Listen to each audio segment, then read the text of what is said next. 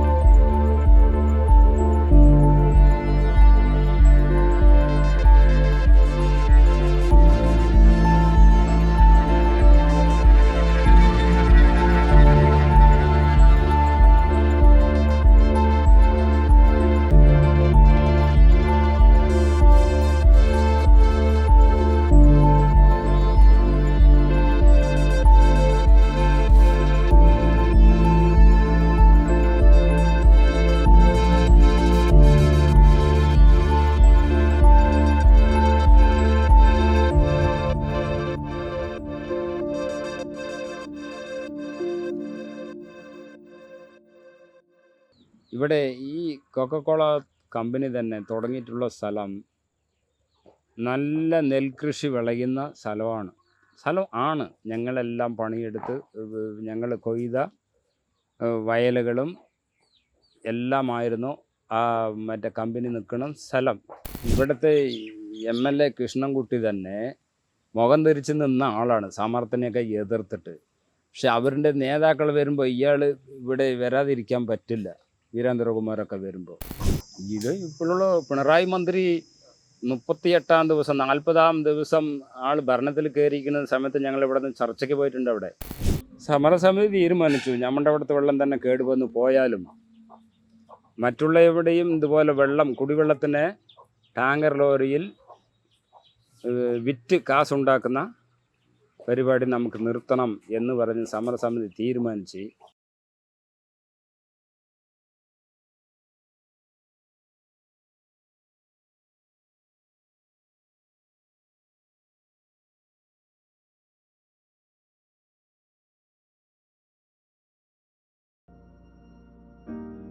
ഇവിടെ പ്ലാച്ചമട എന്ന് പറഞ്ഞിട്ടുണ്ടെങ്കിൽ, പ്ലാച്ചമടയിൽ ഞങ്ങൾ ജനിച്ച് വളർന്ന സ്ഥലം.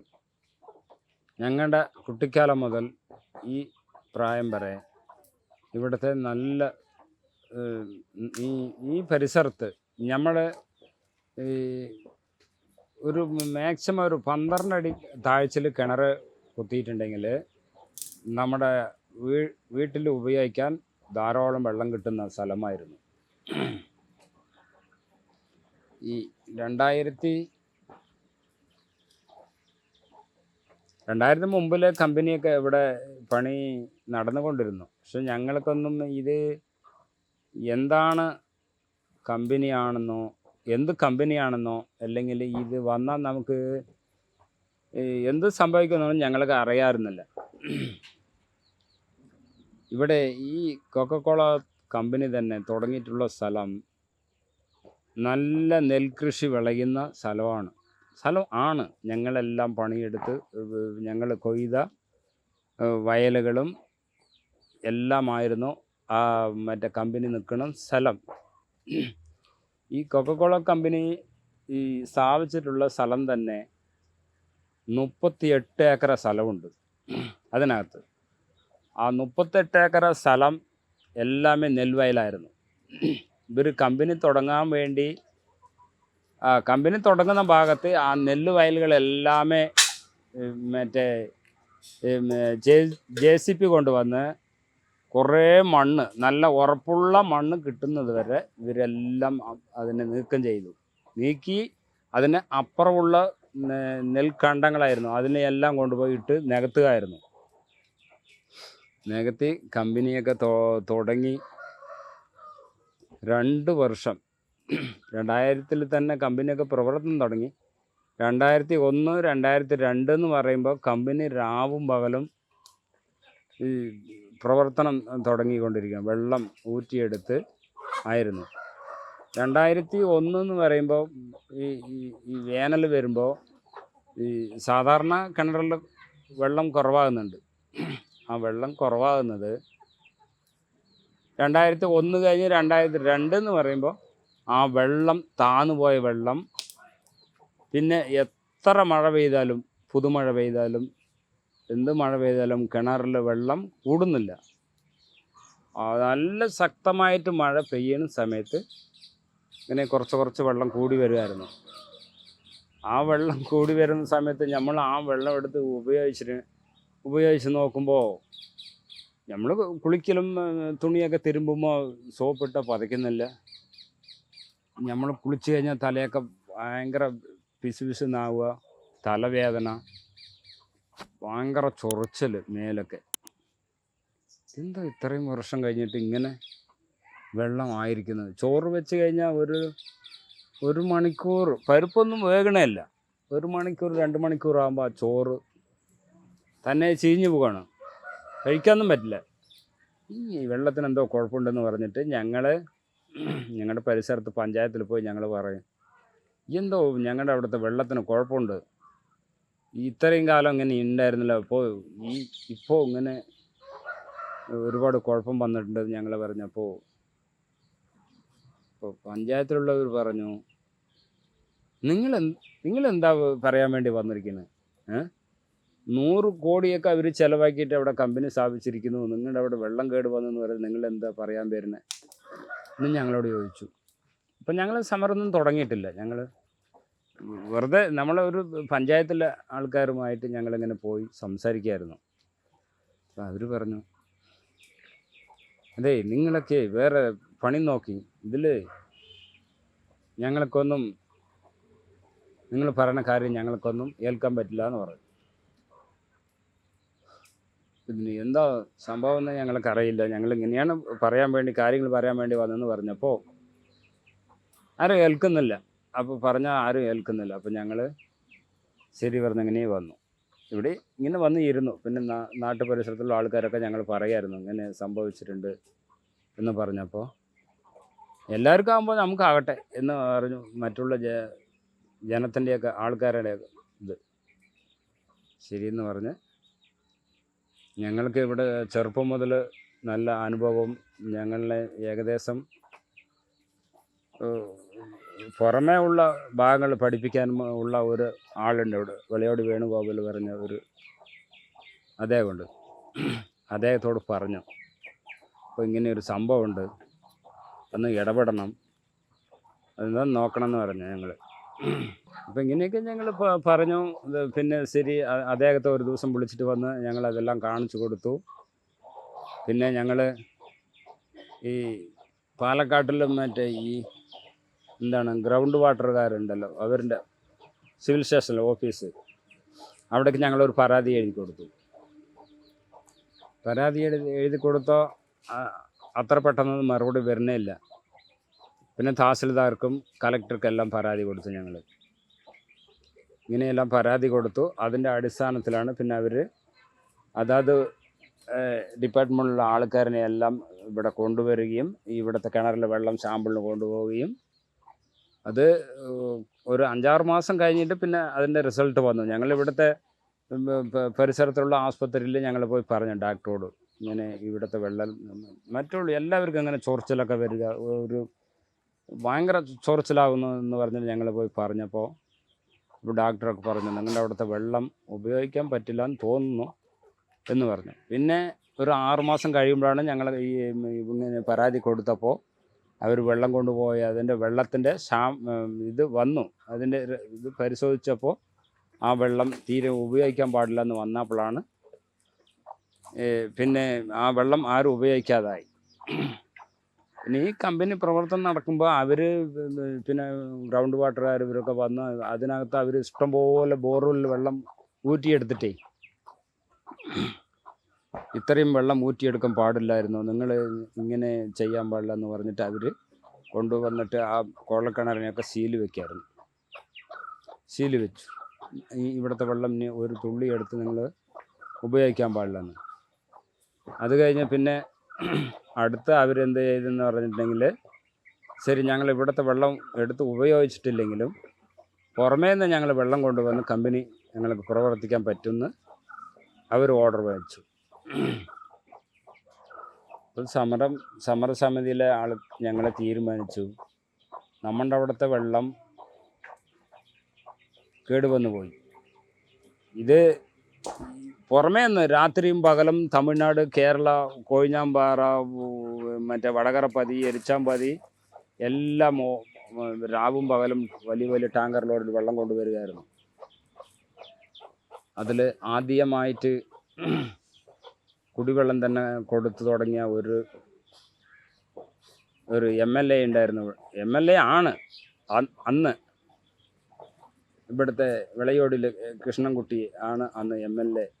അദ്ദേഹമാണ് ഇവിടെ ഞങ്ങളുടെ ഓർമ്മയിൽ കുടിവെള്ളം ഇവിടേക്ക് രാവും പകലും ടാങ്കർ ലോറിൽ കൊടുത്ത്. പിന്നെ അതിനുശേഷം പുറമേ ഉള്ള ഏജന്റുമാരെ വെച്ച് ഈ മൊത്തം ഇതിന് ഉള്ളിൽ പഞ്ചായത്തിനുള്ളിൽ എല്ലാ ഭാഗത്തു നിന്നും വെള്ളം കൊണ്ടുവരികയും അതിന് ഏജന്റുമാരുണ്ടായി. സമരസമിതി തീരുമാനിച്ചു, നമ്മുടെ അവിടുത്തെ വെള്ളം തന്നെ കേടുവന്ന് പോയാലും മറ്റുള്ള എവിടെയും ഇതുപോലെ കുടിവെള്ളത്തിന് ടാങ്കർ ലോറിയിൽ വിറ്റ് കാശുണ്ടാക്കുന്ന പരിപാടി നമുക്ക് നിർത്തണം എന്ന് പറഞ്ഞ് സമരസമിതി തീരുമാനിച്ച് ഏതെല്ലാം ഭാഗങ്ങളിൽ നിന്ന് ടാങ്കർ ലോറികൾ വരുന്നോ അവിടെ പോയി അതിനെ തടയുക, വണ്ടിയെ കാറ്റൂരി വിടുക. ഇല്ലെങ്കിൽ ആ വെള്ളത്തിനെ എടുത്ത് അടുത്തുള്ള ഏതെങ്കിലും കിണറിലേക്ക് പൈപ്പിട്ട് അങ്ങനെ ചെയ്യുക. അങ്ങനെ കുറേ ഞങ്ങളുടെ പേരിൽ കേസുണ്ടായി. ഞങ്ങൾ അതിനെ തടഞ്ഞു. നിങ്ങൾ ഇനി പുറമേ നിന്ന് വെള്ളം കൊണ്ടുവരരുത്, ഞങ്ങൾ അനുവദിക്കുകയില്ല എന്ന് പറഞ്ഞ് അങ്ങനെയൊക്കെ തടഞ്ഞ് അത്തരം കൊണ്ട് നിർത്തി. പിന്നെ ഇവർക്ക് കമ്പനി പ്രവർത്തനം തുടങ്ങാൻ പറ്റാത്ത രീതിയായപ്പോൾ പിന്നെ അവർക്ക് വേറെ വഴിയില്ല, അവർ നിർത്തിയപ്പോൾ പിന്നെ അവർക്ക് കോടതിയിൽ നിന്ന് ഓർഡർ വന്നെന്ന് തോന്നണം. കമ്പനി തൽക്കാലമായിട്ട് പൂർണ്ണമായി അടച്ചു പൂട്ടണമെന്നൊന്നും പറഞ്ഞിട്ടില്ല, തൽക്കാലമായി പ്രവർത്തനം നിന്നോട്ടെ, ഇപ്പോൾ പ്രവർത്തിക്കണ്ട എന്ന് വന്നപ്പോഴാണ് അവർ അങ്ങനെ നിർത്തി. പിന്നെ ഞങ്ങൾ സമരം തുടങ്ങിയിരിക്കുന്ന സമയത്ത് അവരുടെ കമ്പനിയിലെ ആൾക്കാരും ഞങ്ങൾ ഈ ഭാഗത്ത് സമർപ്പന്തൽ, അവർ ആ ഭാഗത്ത് സമർപ്പന്തൽ, റോഡിൻ്റെ ഈ സൈഡ് ആ സൈഡ്. അവർക്ക് തൊഴിൽ വേണം പറഞ്ഞ്, ഞങ്ങൾക്ക് കമ്പനി വേണ്ടെന്ന് പറഞ്ഞു. അങ്ങനെയല്ലേ ഉണ്ടായിരുന്നു. അത് ഒരു വർഷം 1.5 വർഷം വരെയൊക്കെ അവരുടെ സമരം ഉണ്ടായി. പിന്നെ ഇത് പൂർണ്ണമായി പ്രവർത്തിക്കാൻ പറ്റാതെ ആയപ്പോൾ അവർ എന്താന്ന് പറഞ്ഞിട്ടുണ്ടെങ്കിൽ നിർത്തി തന്നെയാണ് സംഭവം. വെള്ളം എടുത്ത് ഉപയോഗിക്കേണ്ടെന്ന് പറഞ്ഞു. പിന്നെ ഇതിൽ ഗവൺമെൻറ് തന്നെ ഞാൻ നേരത്തെ പറഞ്ഞതുപോലെ അവരുടെ പഠന റിപ്പോർട്ടിൽ കണ്ട ഒരു സംഭവം, 3 കിലോമീറ്റർ ചുറ്റളവിൽ ഉള്ള ജനത്തിന് അന്ന് 2014-15 പഠന റിപ്പോർട്ട് പാസ്സാക്കിയതാണ്. ഇവിടെ ഇത്ര നാശനഷ്ടം വരുത്തിയിട്ടുണ്ട്. 216 കോടി രൂപ ഇവിടുത്തെ ജനങ്ങൾക്ക് കൊക്കക്കോള കമ്പനി നഷ്ടപരിഹാരം കൊടുക്കണം എന്ന് അന്ന് പഠന റിപ്പോർട്ട് കണ്ടെത്തിയതാണ് ആ സംഖ്യ. പിന്നെ ഞങ്ങൾ ഇതുമായി സംബന്ധിച്ച് ഈ സമരം ശക്തമായി നടന്നുകൊണ്ടിരിക്കുന്ന സമയത്ത് 2011-ലോ 2012-ലോ ഈ കേരള നിയമസഭ തന്നെ പാസ്സാക്കിയിട്ടുണ്ട്. ഇതിനെ പ്ലാച്ചിമട ജനങ്ങൾക്ക് ഇത് കൊടുത്തേ പറ്റൂ, കൊക്കക്കോള കമ്പനി ഇത് കൊടുത്തേ പറ്റുള്ളൂ എന്നും കേരള നിയമസഭയിൽ പാസ്സാക്കിയ ഒരു സംഭവമാണ്. പക്ഷെ അത് ഭരണങ്ങൾ ഇപ്പോൾ മാറി പോയിക്കൊണ്ടിരിക്കുന്ന സമയത്ത് ഇനിയും ഈ പ്ലാച്ചിമട ജനതയ്ക്ക് ആ നഷ്ടപരിഹാരം കൊടുക്കാനുള്ള ഭരണാധികാരികൾ തയ്യാറാവുന്നേ ഇല്ല. ഇന്നും ഇവിടെ കർഷകർ ഇവിടെ ഒരു സമയത്ത് നഷ്ടപരിഹാരം എന്തൊക്കെ സംഭവിച്ചിട്ടുണ്ട് എന്ന് ഈ നാട്ടിലെ മുഴുവൻ ജനങ്ങളും നഷ്ടപരിഹാരം വേണമെന്ന് നമ്മളെ രജിസ്റ്റർ പ്രകാരമായി എഴുതി കൊടുത്തിട്ടുണ്ട്. എല്ലാ കർഷകരും ഇവിടെ കൂലിപ്പണിക്കാരും എല്ലാവരും എഴുതി കൊടുത്തിട്ടുണ്ട്.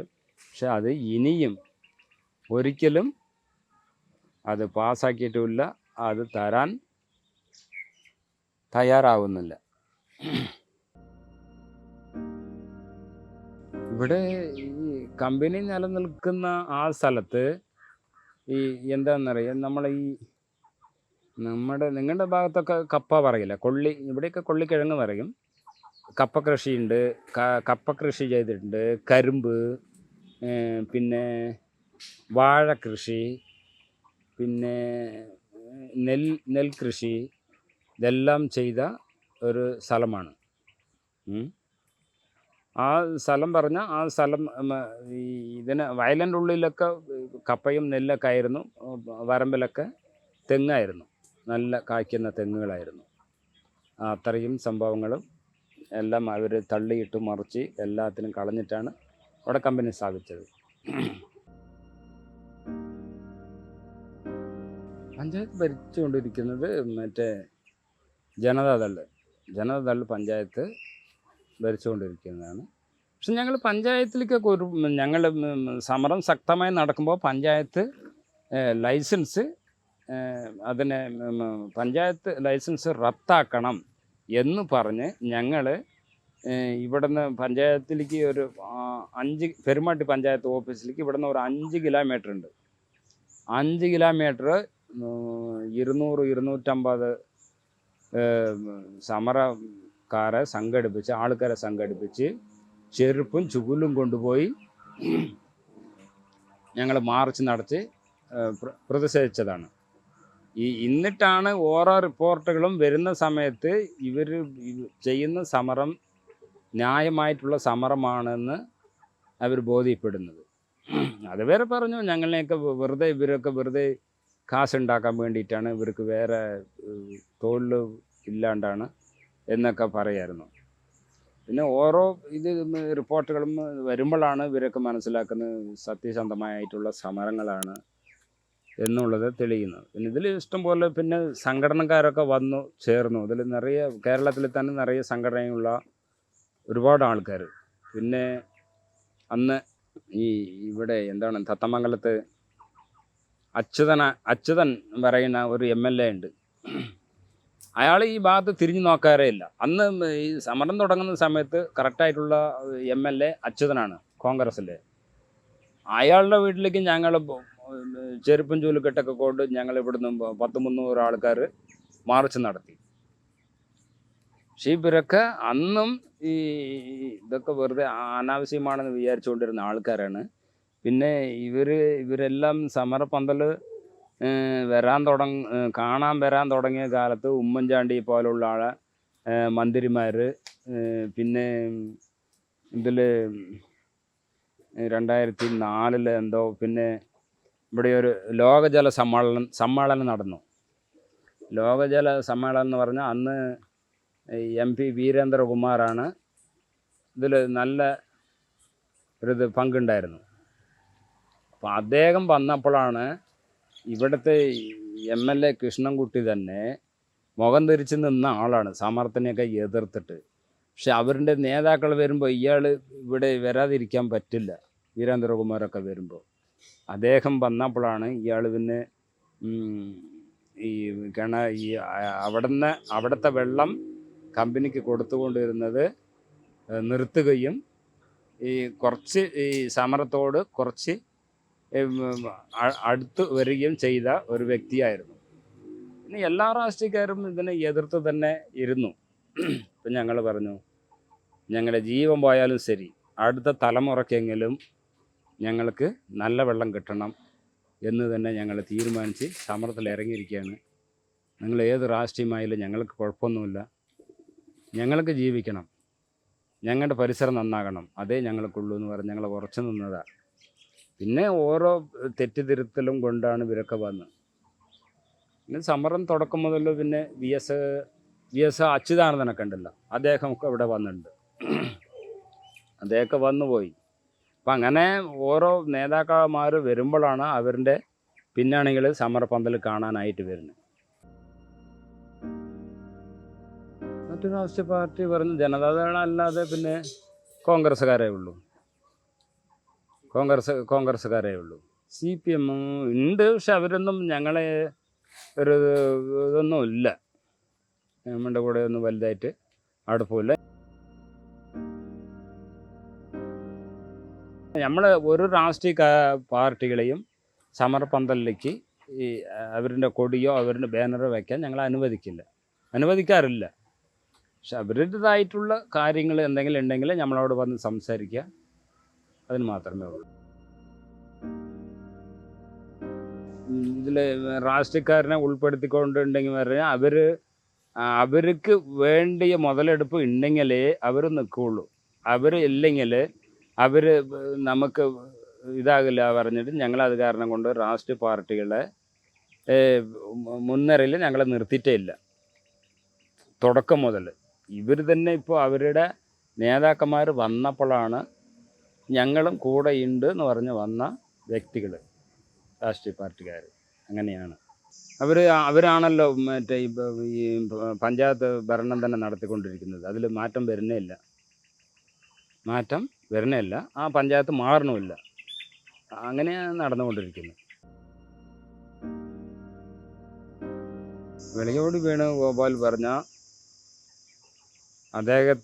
അദ്ദേഹം ഞങ്ങളെപ്പോലെ ഈ എന്താന്ന് പറഞ്ഞാൽ ആദിവാസി സമൂഹത്തിന് വേണ്ടി ഒരുപാട് നല്ല കാര്യങ്ങൾ ചെയ്തിട്ടുള്ള ആളാണ് അദ്ദേഹം.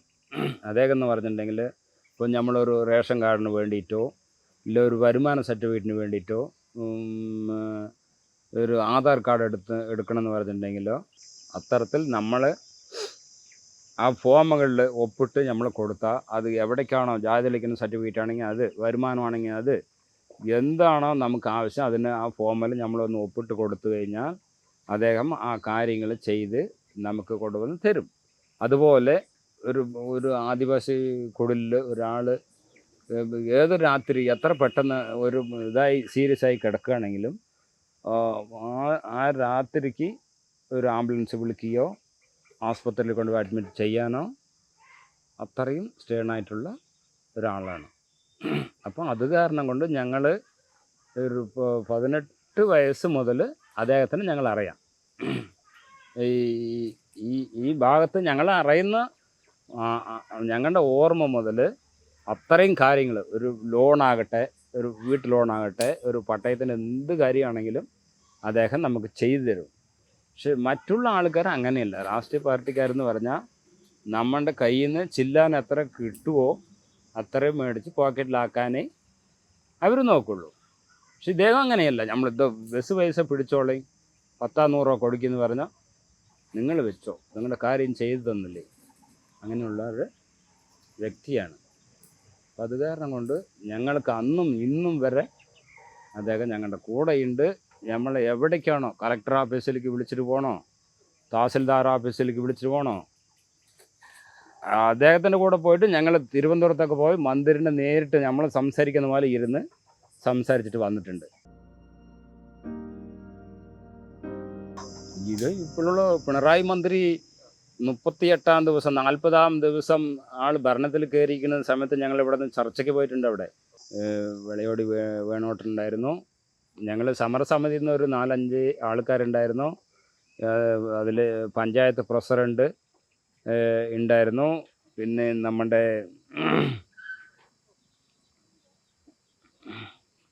അങ്ങനെ ഞങ്ങളിവിടുത്തെ പ്ലാച്ചിമാട കാര്യങ്ങൾ ചർച്ച ചെയ്യാൻ പോയപ്പോൾ മന്ത്രിയോട് ഞങ്ങൾ പോയി കാര്യങ്ങൾ പറയുമായിരുന്നു. അപ്പോൾ അന്ന് പിണറായി വിജയൻ മന്ത്രി പറഞ്ഞു, അപ്പോൾ അന്ന് മറ്റേ എന്താണ് ഈ AK ബാലനാണ് ആദിവാസി ഈ ഇളക്കുള്ള മന്ത്രിയായിരുന്നു. അപ്പോൾ പിണറായി വിജയൻ മന്ത്രി പറഞ്ഞു, നിങ്ങളുടെ എല്ലാ നിയമങ്ങളും പഠിച്ച മന്ത്രി ഇതവിടെ അടുത്തുണ്ട്.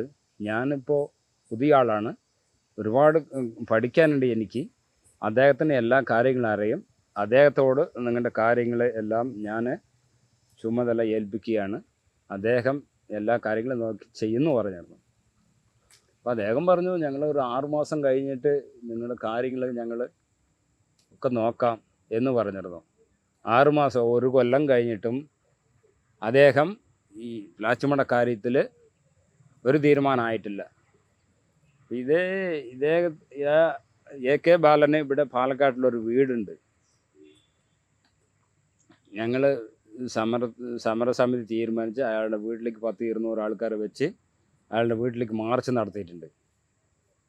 ആദിവാസികളുടെ കാര്യത്തിൽ ഒന്നും ചെവി കേൾക്കാത്ത കണ്ണു കാണാത്ത മന്ത്രി ഞങ്ങൾക്ക് വേണ്ടെന്ന് പറഞ്ഞ് പാലക്കാടിലേക്ക് മാർച്ച് നടത്തിയിട്ടുണ്ടായിരുന്നു. ഞങ്ങൾ പിണറായി വിജയൻ്റെ മറ്റേ എന്താണ് റെസ്റ്റ് ഹൗസ്, മറ്റേ എന്താണ് ക്ലിക്ക് ഹൗസ് എന്താ ഉണ്ടല്ലോ തിരുവനന്തപുരത്തിൽ, അവിടേക്ക് ഞങ്ങൾ മാർച്ച് നടത്തിയിട്ടുണ്ട്. അവിടെയും ഞങ്ങൾ മാർച്ച് നടത്തി, ഒന്നും നടന്നില്ല. അപ്പോൾ ഭരണാധികാരികൾ ഇതുപോലെ പാവപ്പെട്ട ജനതയെ വഞ്ചിക്കണമെന്നല്ലാതെ തിരിഞ്ഞു നോക്കാൻ ഇല്ല. കൃഷ്ണൻകുട്ടി മന്ത്രി ജലവകുപ്പ് മന്ത്രിയായിരുന്നല്ലേ, ആളുടെ വീട്ടിലേക്ക് ഈ 2011 വണ്ടിത്താവളം ജംഗ്ഷന്ന് അയാളുടെ വീട് വിളയോടിയില്ല, വിളയോടി വരെ ഞങ്ങൾ അയാളുടെ വീട്ടിലേക്ക് മാർച്ച് നടത്തി. ജലവകുപ്പ് മന്ത്രിയായിരിക്കുമ്പോൾ പ്ലാച്ചിമടക്കാരുടെ കാര്യങ്ങൾ ഒന്നും ചെയ്യാത്ത മന്ത്രി ഞങ്ങൾക്ക് വേണ്ടെന്ന് പറഞ്ഞുകൊണ്ട് അയാളുടെ വീട്ടിലേക്ക് മാർച്ച് നടത്തി. അപ്പം അങ്ങനെയെല്ലാം കാര്യങ്ങൾ കടന്നു പോയിക്കൊണ്ടിരിക്കുകയാണ് ലാച്ചിമടയിൽ. നഷ്ടപരിഹാരം കിട്ടുകയാണെങ്കിൽ ഇവിടെ എല്ലാവരും ബാധ്യസ്ഥരാണല്ലോ. 3 കിലോമീറ്റർ ചുറ്റളവിൽ എല്ലാ ജനങ്ങൾക്കും കൊടുക്കാനാണ് പറഞ്ഞിരിക്കുന്നത്. പക്ഷേ ഈ സമരം മുൻപന്തിയിൽ നിന്ന് ഇത്രയും രീതിക്ക് കൊണ്ടുപോയിക്കൊണ്ടിരിക്കുന്നത് ഈ എന്താന്ന് പറഞ്ഞാൽ ആദിവാസി ജനതയാണ് ഇതിനെ സമരത്തിന് തന്നെ മുന്നോട്ട് കൊണ്ടുപോയിക്കൊണ്ടിരിക്കുന്നത്. അപ്പോൾ അത് കാരണം കൊണ്ട് സമരം ചെയ്തവർക്ക് മാത്രം നഷ്ടപരിഹാരം കൊടുക്കണമെന്ന് നമ്മൾ പറയാൻ പറ്റത്തില്ലല്ലോ. എല്ലാവരുടെയും നഷ്ടം കണക്കാക്കിയിട്ടാണ് അവർ പറഞ്ഞിരിക്കുന്നത്. അപ്പം നമ്മളെന്തെന്ന് പറഞ്ഞാൽ നമ്മളൊരു 5 സെൻറ്റ് സ്ഥലത്തിലിരിക്കണു, അതിൽ എന്താണോ നമുക്ക് അതല്ലേ കിട്ടുകയുള്ളൂ. പിന്നെ അതിൽ അവർ ബാക്കി ഏക്കറേജുകളുള്ള കൃഷിക്കാർക്കും തോട്ട ഉടമകൾക്കും അവരുടേതായിട്ടുള്ള നഷ്ടപരിഹാരം അവർക്ക് ഉണ്ടാവുമല്ലോ. നമ്മളുടെ പരിസരത്ത് ഈ എന്താന്ന് പറഞ്ഞാൽ ശുദ്ധമായിട്ടുള്ള വെള്ളം, നല്ല പരിശുദ്ധമായിട്ടുള്ള വെള്ളത്തിനെ മലിനപ്പെടുത്തിയ ആ കമ്പനിക്കെതിരെ എന്തുകൊണ്ടാണ് ഒരു ക്രിമിനൽ കേസ് എടുക്കാൻ പറ്റാത്ത ഇത് കാണിക്കുന്നത് ഭരണാധികാരികൾ? ഇപ്പോൾ എവിടെയെങ്കിലും ഒരു റോഡ് സൈഡിൽ ഒരു സിഗരറ്റ് വലിച്ചാലോ ഒരു വേസ്റ്റ് കൊണ്ടുപോയി ഇട്ടാലോ ഫൈൻ ഇടുന്നില്ലേ? അപ്പോൾ ഈ പരിസരത്ത് ഇത്രയും തലമുറകൾ ഉപയോഗിക്കുന്ന വെള്ളത്തിന് ഇത്രയും വർഷങ്ങളായിട്ട് ഉപയോഗിക്കാൻ പറ്റാതെ കിടക്കുന്ന ആ കമ്പനിക്കെതിരെ എന്ത് കാരണം കൊണ്ടാണ് ഇവർ ശക്തമായിട്ട് നടപടി എടുക്കുന്നില്ല? അതാണ് നമ്മുടെ ചോദ്യം.